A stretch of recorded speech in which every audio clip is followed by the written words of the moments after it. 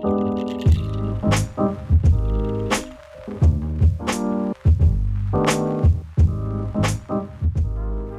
to Collector Grade, a new series by us at Win Vintage. I'm Eric Wynn, the founder and owner of Win Vintage.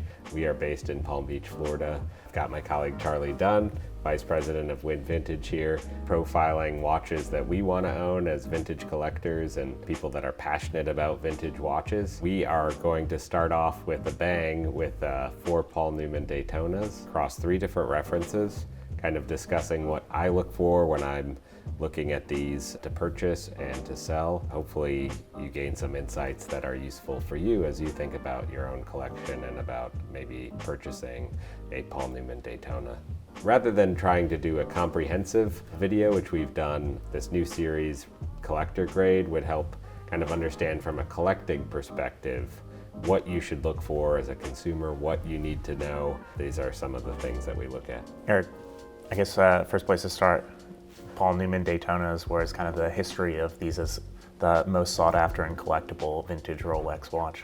Yeah, the Paul Newman Daytona, the lore is that back in the 1980s through the 1990s, they were not nearly as desirable as they are today. In fact, many people swapped out dials. They did not find them easy to sell. A few factors. One, vintage Daytonas in general, which were manual wind. Rolex was kind of way behind the times with coming out with an automatic Daytona. They first came out with an automatic Daytona around 1988. So very few people purchased these in the 1980s, and the older ones were even less desirable. Second, the design is no doubt very avant-garde. So you can look at these. As I say, you don't know if this product came out in the 1960s or in the 2030s. It looks very futuristic. Yeah. That's part of why so many people love them, including myself. They look out of time, which I think is kind of a trademark of great design. But also, people just didn't want to wind their watch. Even Paul Newman himself found it a bit difficult.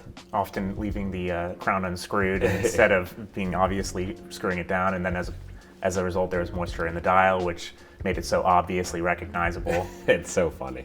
So yeah, these watches do need to be kind of fully wound about once a day, not like watches today where you can get 72-hour power reserves and things. These watches, the fact that they went through the 1980s making manual wind chronographs was just so unusual. They were basically the last ones short of this heavily complicated Patek Philippe perpetual calendar chronographs that needed to be manually wound in the 1980s. This is a very simple chronograph without date, but that's kind of the beauty of it.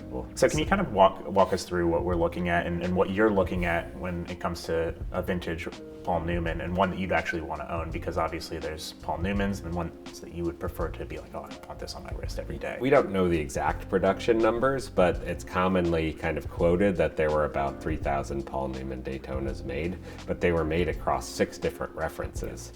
In steel, 14 karat yellow gold, and 18 karat yellow gold. Steel is what we have here today. That's kind of what most people are looking for. When you get into the gold references, it's way more expensive typically and a little bit different. What I think of a Paul Newman Daytona, I think of one of these, a steel Daytona with a white dial. So starting from the left, this is the earliest watch we have on the table.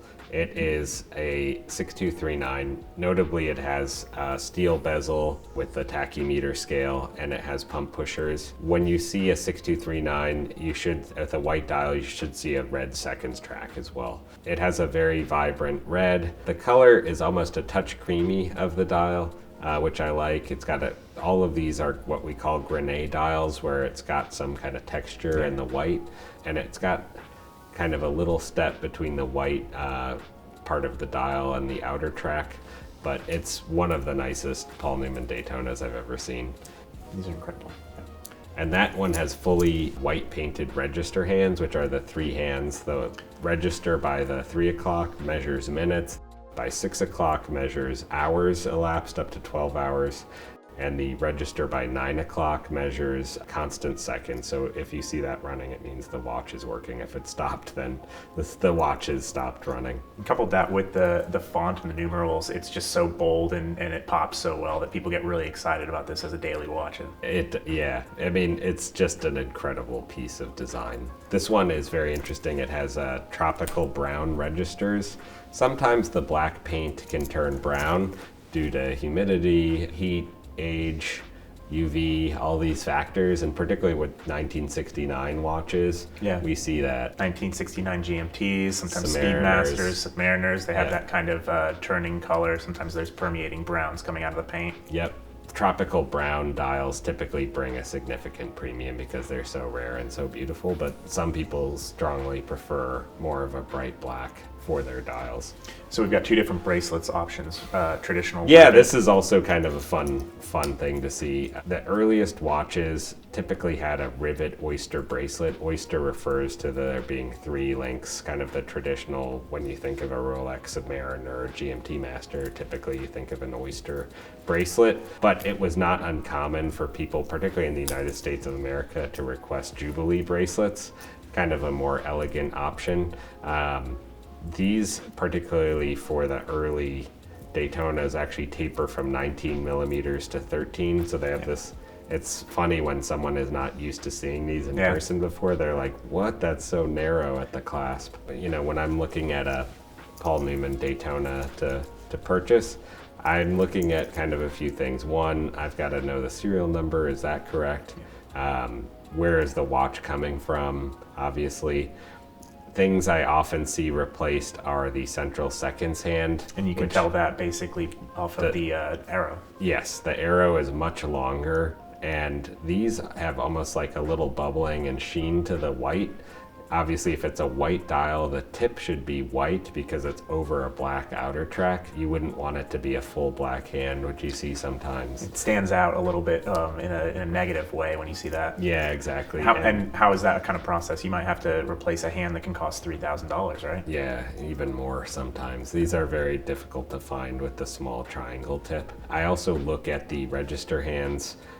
Sometimes you see black register hands on a Paul Newman, or vice versa, white hands on a black dial. You don't want to see that, because whenever I see all 3 register hands incorrect, then it almost certainly guarantees that the dial's been swapped in the case. And that does happen a lot with these watches.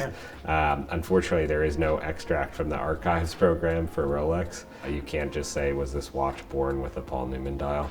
It really matters where you're purchasing the watch from, and the history and provenance of the watch, because you could find out very easily that the dial's been swapped over. Sure. So walk us through next reference. We've got a 6262. Yeah, this is a 6262. Sometimes people kind of refer to these as like a baby panda because it's got a white outer track. The difference on these references with the pump pushers is they still say Daytona in red above the hour register at 6 o'clock. It does give it a little bit colder look without the red. I would be happy with any of these 4 watches. I think they're all unpolished, spectacular, best of the best examples. So I don't really particularly care if it has a red outer track versus a white outer track. It's not going to ruin my life. To that point, do you think that people are much more sensitive about the reds in other Daytonas? For instance, you've got big reds that really are kind of the obvious choice if we're not talking about Paul Newman's, whereas something that is a pre-Daytona almost, the earliest Daytonas, the priests and such, that missing red element is a little bit of a like, oh no. Sometimes, generally people prefer the red on any Rolex watch, but what's interesting with these is the most valuable of the Paul Newman Daytonas don't even say Daytona.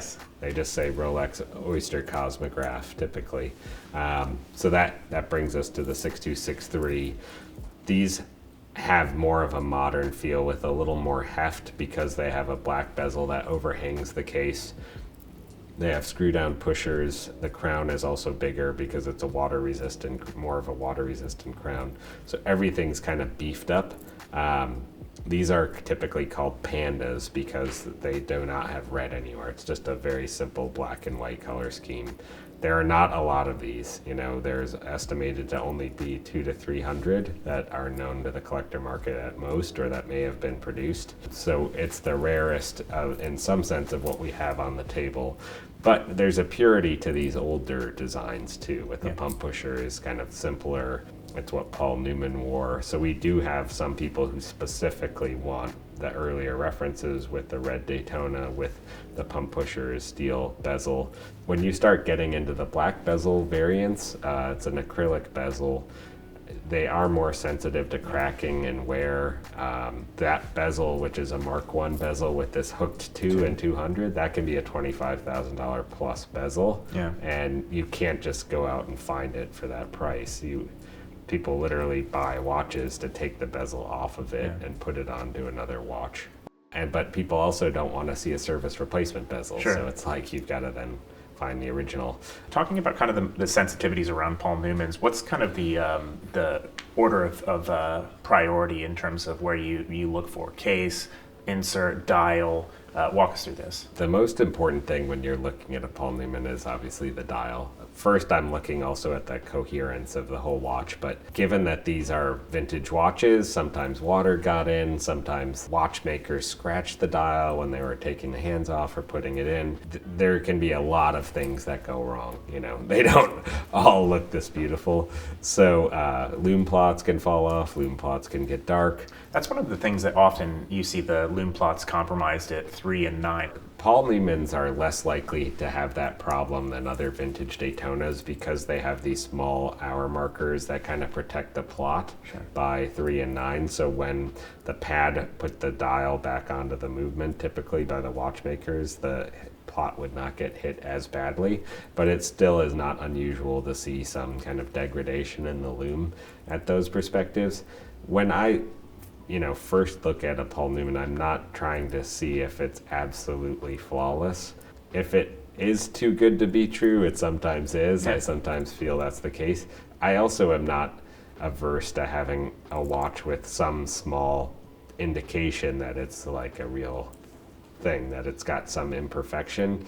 I studied Persian at Georgetown, and with Persian carpet sellers and weavers in Iran, they would intentionally weave in an error when they made it, I think in Turkey as well, because if it was too perfect, it would be an affront to God. Sure. So I sometimes feel that's the case. And for the watch collector's perspective, if it's so good, you might have a little bit of a hesitancy to wear it out and about and enjoy it. Yeah, and when I see collectors with the loop, trying to check everything and spending 30 minutes looking at a watch, I know they're never going to be happy with it. Sure. I would see that when I was at Christie's. I see it at auction previews and stuff. They're looking for something that doesn't really exist in their own lives, if I get to get psychological for a moment, and they're never going to be quite happy enough. So I've seen people burn through the watch collecting hobby because they're looking for some way to fill some hole in their heart, and this isn't going to do that. but it is great to have a really, really, really nice dial. The adage used to be that 90% of the value in any vintage watch is the dial, right? And now that's not really the case for a lot of watches, but for certain watches, that still is a very important component of it. It's right? critical. I mean, when you look at this, you're not looking at everything else. You're really looking at the dial. By the way, a Paul Newman Daytona must have these squares in the registers, the 3 squares basically at 5, 15, and 25 in the minute register. The hour markers each have a square outside of the numbers ones in the hour register, and then 5, 10, and all along in the seconds register. That's something that most people don't understand. Even collectors I know that had a lot of watches, they were calling their big red 6263s Paul Newmans. Oh, the double Swiss underlines. Yeah. They didn't know, and I am explaining to them, actually, this is what a Paul Newman is. So 6263 and 6265 are what we think of when we think of Pandas today. Example is kind of a really excellent one of what to look for as a late 6263. Super cool. So I would say it's not unusual when someone's coming into the hobby to want a 6263 Panda. It's extremely hard to find a good one.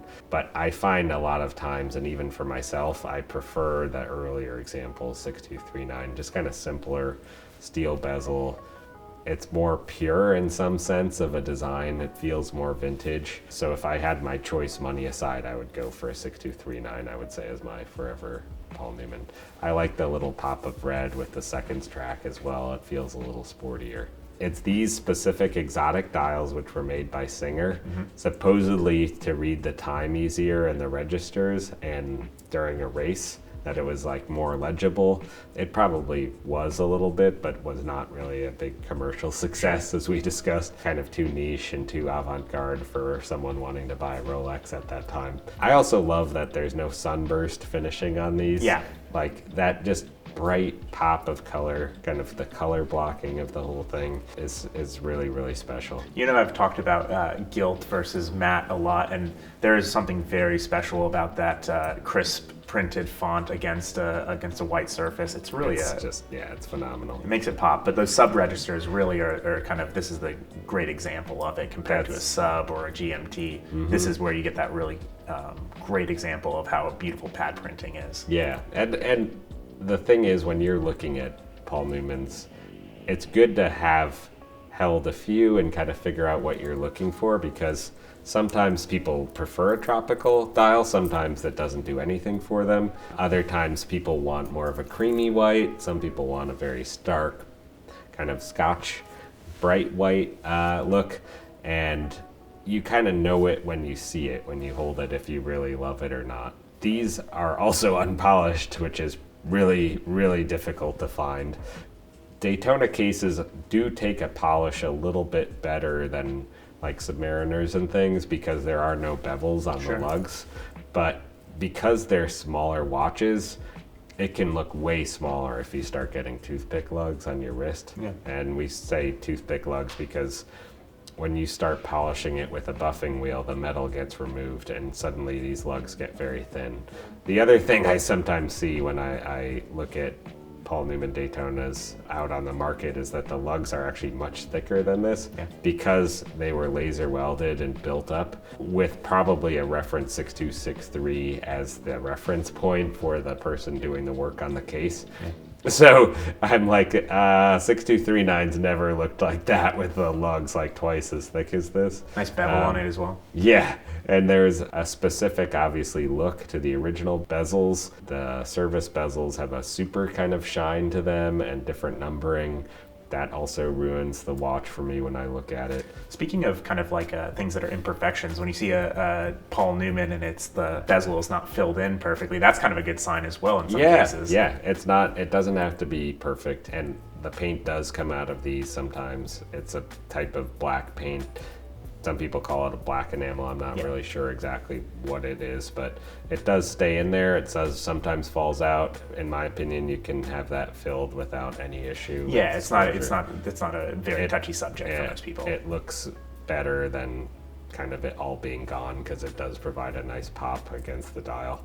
The other thing that I look for, honestly, with these watches and that I think improves the look are the crystals. Okay. Oftentimes Rolex has put on flat top service crystals or dealers, and it really does affect the look.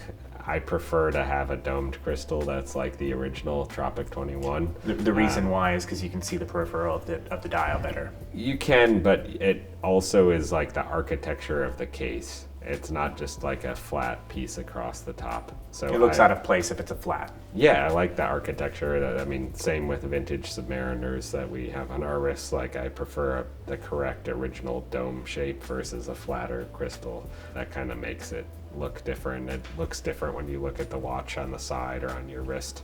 It's very nice and important to have vintage watches with the correct architecture of crystal, and also know that the crystal you're getting is going to protect the watch, because if you got spots on this watch from moisture, wear, scratches from damage, that watch could decrease in value by 90% immediately. It's very, very important. Most people that come into it that want to spend a lot of money on a Paul Newman want a Panda, which is a 6263 typically with the black acrylic bezel. 6265s are actually quite rare with the steel bezel and the screw down pushers. I think part of why they might be rare is because people would swap the dials over to 6263 cases. The 6263 was worth, almost double the value of a 6265. So if you got a 6265, people took the dial and hands out and moved them over. So that's why also serial range is so important. You want to see the specific range that it matches the types of pushers on the case. The earlier ones have Mark I pushers kind of up until 2.8, 2.9 million for the 6263s, then they switched to Mark II pushers. That's one of the last Paul Newmans made with a very low 3 million serial number.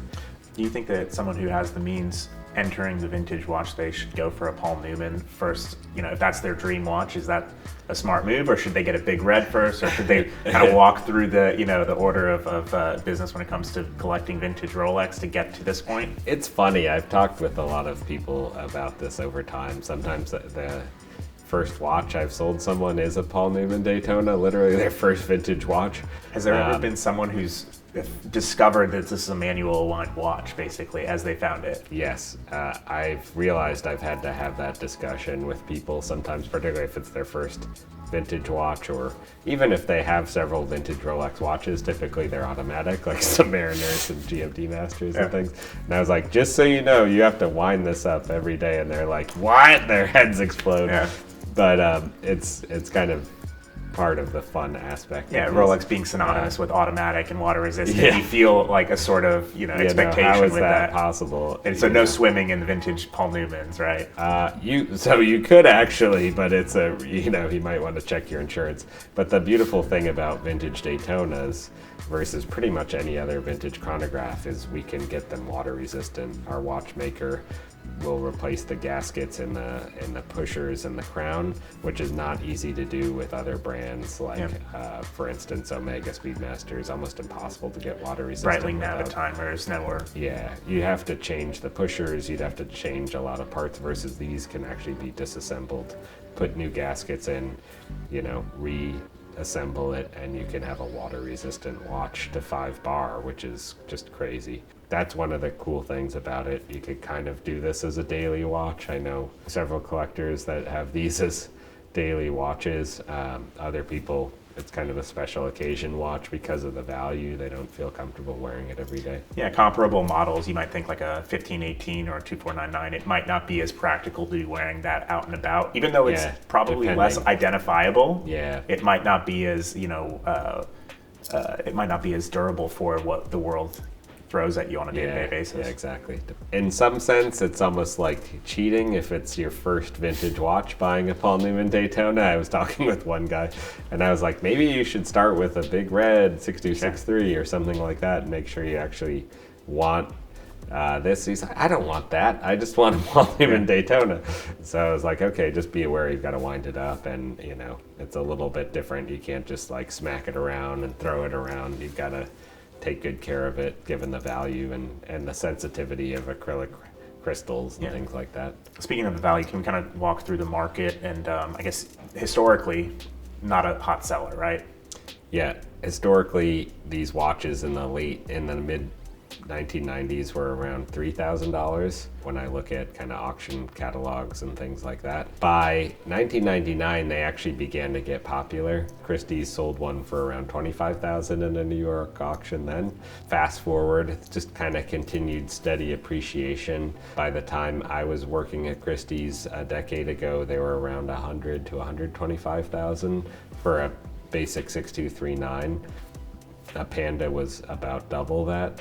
I remember we sold a Panda for like $270,000 then, and then it just kind of continues to appreciate. Shortly after Paul Newman arrives. Yeah, and then suddenly these jumped to like $300,000 for a 6239. A 6263 can be $600,000 and up, depending on the various iterations of the dial. There's Mark 1, Mark 1.5, Mark 1.75, and Mark 2. This is a Mark 2, which has to do with the Rolex Oyster Cosmograph font and placement, also spacing. So a 6239 now, though, as of 2024, 2 came up last year in 2024, and we're pushing around $450,000 at auction. And They are so iconic that for me they kind of transcend the world of vintage watches into the world of iconic objects. And then the Paul Newman Daytona selling for $17.8 million, and at auction still the most expensive vintage wristwatch ever sold at auction. You know, it's just a phenomenal piece of history. Is there another vintage watch out there that you think could surpass the Paul Newman? Maybe John Lennon's Patek Philippe 2499. Iconic individuals with provenance who wore iconic wristwatches. Yes, yeah, exactly. I would not be surprised if one day every great white dial Paul Newman is $1 million plus watch, whether it's a 6239 or 6263s being far beyond that. There's just so much awareness of what these are, so many people that are chasing them that would love to have them, even if they're not a vintage watch collector per se with 40 plus vintage watches. Even if this is their only vintage watch, it's something that people want to own, wear, enjoy, and it's probably as blue chip as any vintage watch to purchase if you get a great example with good provenance from the right person. That is something that sells immediately. When you get into the kind of dog-eared examples of any watch, it's harder to sell. And we saw a preview of the Academy Awards, right? Yes. So can you tell this story? This is kind of a fun one, right? Yeah, so one of the more famous spots of a Paul Newman Daytona is the Paul Newman Daytona Panda reference 6263 that was in Crazy Rich Asians. That was something that I was shocked to see in the Rolex ad and excited about, because I was working at Christie's at the time and I got an email from my friend Kevin Kwan, who wrote the book Crazy Rich Asians, saying they were going to be filming a scene in about 70 hours or less in Malaysia, and they wanted a great watch for it. So he contacted me just saying, this is kind of a last minute kind of Hail Mary, but do you have any great watches we could borrow, or any idea where we could source them? Was there anything on the table that they were considering? They had a new blow that was lent to them, and they didn't want to use that ultimately in the final screening if possible. So the character Astrid was giving her husband a watch to wear, or basically a watch as a gift of his professional success, and it just seemed a little bit out of touch for her to be giving a new blow, I guess. So I was contacting all kinds of people, asking them, hey, do you have any watches you could lend for the filming of Crazy Rich Asians? Which is not a household name movie at this point in time, and book. And I got asked if I was crazy. Like, what are you doing? What's Crazy Rich Asians? What are you talking about? Why should I give my nice watch to them to borrow? Is it going to even come back in good condition? Yeah, even if the upside is it going to be on film too? Yeah, exactly. So it was pretty funny, but we basically got in touch with a collector in Singapore, and he lent a Paul Newman Panda reference 6263 with a Mark II dial because his wife loved the book, and it ended up being on screen, but I didn't know until the movie came out what role would this watch have, if any. You know, when I'm watching the screening, is it gonna even happen? There's a good chance they just left it on the cutting room floor, who knows. The movie comes out and there's a brief scene of her handing him the watch, and I was so excited, and that was it. But then basically a day or two later, I saw on the Rolex forums online, hey, I think there's a fake Paul Newman Daytona in this movie that she gives her husband, and I'm writing, no, it's a real one actually, and people are like, how is that possible? Keyboard warrior moment. Yeah, it was so funny. So and then fast forward a few years later, seeing it again in the commercial for Rolex. Yes, crazy. Just a crazy thing for the Academy Awards to see that being highlighted. Is this the first time a Paul Newman has been in a actual movie and then in a commercial? I think so. Yeah, I think so. And it definitely helped raise the popularity of the model in a sense. There you have it, the first episode of Collector Grade. We hope you enjoy it. If there are other models of vintage watches you would like for us to cover, please let us know. We have more in the works. We would love your support to like and subscribe this video. Please go to winvintage.com. Also sign up for our email newsletter for our latest listings. And if you're looking for any watches to purchase or sell, please also don't hesitate to reach out to us.